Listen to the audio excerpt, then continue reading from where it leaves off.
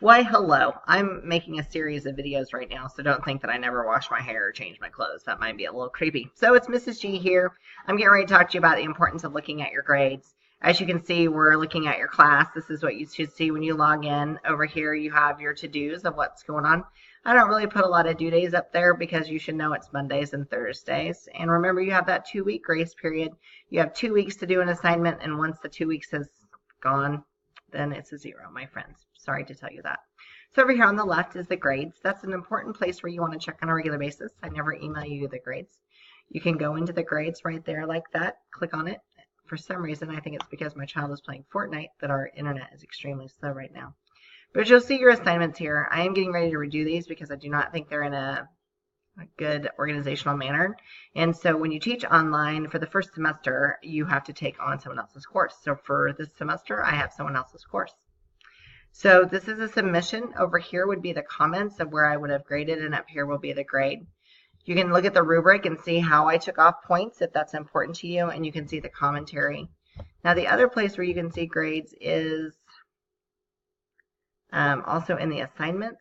So I went back into the grade book to show you what you're seeing, and those are all the assignments you have.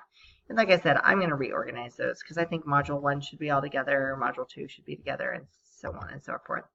And the module area is another place where you can find your grades. So if you click in your modules and you go in there and you scroll down to, let's say, your quick write, reading in my life, you have a lot of quick writes, and they're super easy points.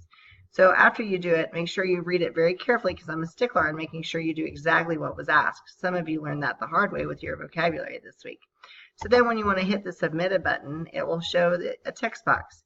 You can copy and paste your assignment in here, or you can text directly in there. Once you submit the assignment, it then emails it to me and shows me that you've done an assignment. I then will go and enter it, and you can go back into this assignment, and you will see once I've graded it, there's a grade there. If you have any questions concerning your grades, always feel free to reach out to me.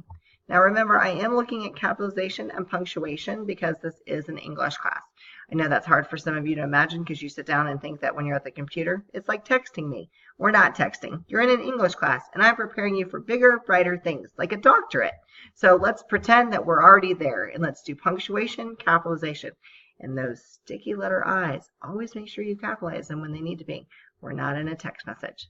All right, my friends out there in cyberspace, don't forget I'm out here if you need me.